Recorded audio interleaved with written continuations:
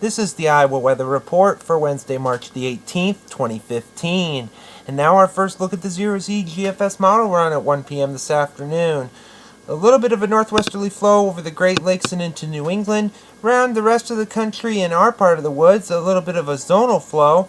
This is going to keep the temperatures fairly close to seasonal levels in the upper 40s to lower and middle 50s across the state. See a little bit of precipitation off across the Dakotas and some off to our south as well. We'll be in between the two. There'll be a few more clouds around over the next couple of days because of these systems.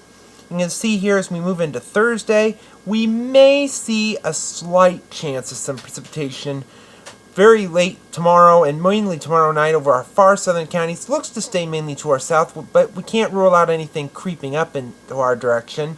Friday looks to be dry and a little more sunny, partly to mostly sunny, with highs remaining in the upper 40s through the 50s across the state. You can see a system coming in from the north and west.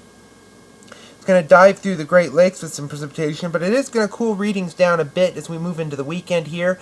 Saturday we could see highs back into the 40s to low 50s across the state, lows back around the freezing point or maybe a tad cooler than that. And then as we move into Sunday, it looks like another system is going to be coming in along this northwesterly flow, and this could bring us a little bit of precipitation, maybe some rain, and maybe a little bit of a wintry mix. We'll have to wait and see. Confidence isn't very high on this. Even Monday, it's still around. We'll have to wait and see, get another model run or two to see if this is going to continue to be seen. Otherwise, it'll be a lot more cloudy toward the latter half of the weekend and into the beginning of next week. Then that system is off to the east. Winds turn southerly, temperatures warm back into the 50s, and another system approaches. We really need the precipitation. We've been running a bit dry lately, so this is going to bring us some as we move into the early to middle part of next week. And you can see that as we move toward next Wednesday, you see we have upper level feature over the southwest. Another one is off the east coast moving away, but the flow mainly is zonal across the country, so these storms will be progressively moving. This one storm is moving out. It looks like another one is beginning to take shape over the Intermountain West and the Central Rockies, something we'll have to watch toward the end of next week if this does pan out. Going further along toward the end of the month, we have a slight northwesterly flow around here, a system dropping into the western Great Lakes, ridge beginning to pump up over the west once again, system over the mid-south and down into the Texas and Louisiana Gulf Coast could bring quite a bit of precipitation down along the Gulf Coast.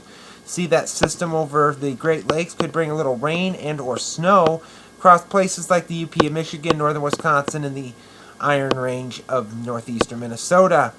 But around here, even as we go toward the end of the forecast on the 2nd of April, this is something we haven't seen in a while. The flow coming straight from the North Pole, straight across Canada, and then swinging across the eastern half of the country.